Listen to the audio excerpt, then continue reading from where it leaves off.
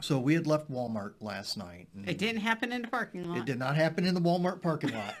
Hey, we were at It, least, what, a mile down the road? give or take.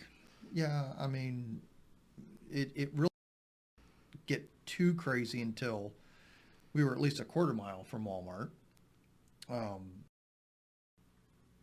but we we had a little bit of a guy who he I don't know how to say it. We There's a spot where two lanes merge, Mm-hmm. and he wanted to get up past us. He decided that he wasn't going to try it, and ended up coming in behind us. And we had some that, how do we say, didn't know what the speed limit was. They were slow pokes. Yeah, I have um, some other words, but I won't use them. yeah. I mean, one was doing almost 10 under, um, and then one was, oh, yeah, at least they came closer to the speed limit. Yes. Um, They'd speed up, slow down, speed up, slow down. yeah, but this guy was riding our butt for a couple of miles. And there was no place to turn off minus driveways or developments that I wasn't familiar with. Yeah, and this was a case that when the person right in front of us did turn off, you sped up a little bit, got up to about 40, which was over the speed limit, and he backed off a little bit, but not much until we got up closer to somebody else that wasn't hardly doing the speed limit, and he was so close to us. I, I mean, I couldn't see his headlights in the passenger mirror. I don't remember if I saw him in my mirror. All I saw in the rearview mirror were his lights, and all I could think of is, okay, he's going to hit us. Yeah, yeah, I was thinking the same thing. So we get into town. We're not far from where we live, and the lanes split out to two lanes again. And he had an opportunity to go out around us, and he didn't initially do that. It took him a little bit, and then when he did, he very slowly came up beside us, um, kind of in a very aggressive, almost trying to be intimidating. Mm-hmm. Is that how you describe it? Um, and we came up to a stoplight, and he had passed us, and we were pulling up. We should have pulled up next to him, but we didn't because he had rolled down the window at that point. Hattie, I think so. I didn't notice Um, because it was dark, and all I know is that he kept slowing down, and I wasn't going to stop next to him. right. Yeah. I mean, all the signs were there to just avoid it. Um, so when the light turned green, we figured he'd go, and he didn't. So that was kind of a tall tale sign for us that he was waiting for an opportunity for us to come up next to him. And so we waited, and there was a car that came up behind him, which forced him to go.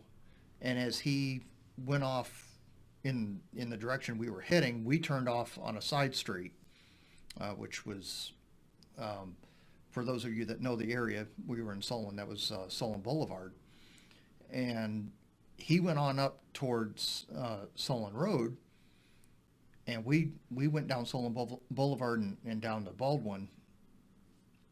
But as he moved off away, he made a hand gesture. Like you said, it wasn't the finger, it was some kind of shape or something. Yeah, and with it being dark, I couldn't tell what it was. Hmm. All I know is that it wasn't the middle finger, and I was scared. Yeah, and I'd say that was probably a gang sign.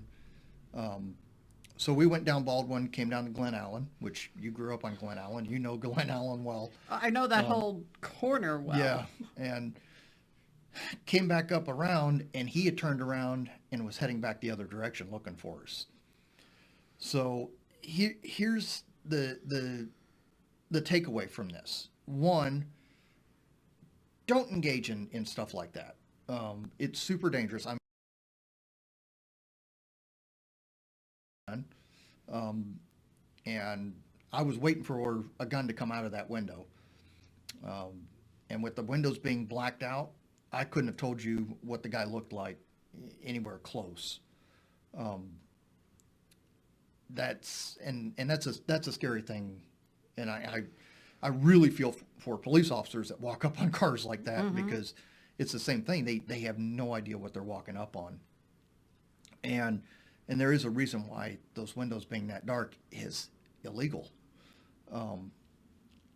But when we noticed that he had turned around and come back, we knew for sure he was looking for that opportunity, so we hightailed it back in. Yes, and thankfully our garage is behind our building. Yeah. So we quickly got in the garage, got our stuff, and got in the building. Yeah, and luckily we have got a rear entrance. But those are one of those things that we really have to be careful because, we talk about this in class. We don't know what people are thinking. We don't know what their intent is. And I think that showed an awful lot of intent to do harm. And all I could think of, like I said, was I was waiting for a gun to come out of that window with the way the guy's behavior was. So Solon police, if you're watching this, watch out for those cars. Keep getting those cars stopped because you guys are doing a good job at finding stuff and getting these people that are causing problems in the city. And we can give you a license plate number.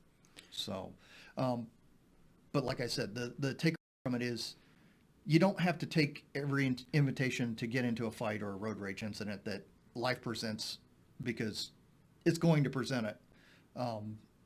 And avoidance is everything, and we preach this in our classes. And this is just part of that we push. So be safe out there, everybody. We're getting into the holiday season. We're getting into the crazy season. People, Yes.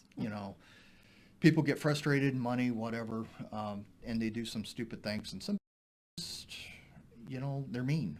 Yes. And they really don't care about others. So be aware of that and be safe. Take care, everybody. Bye.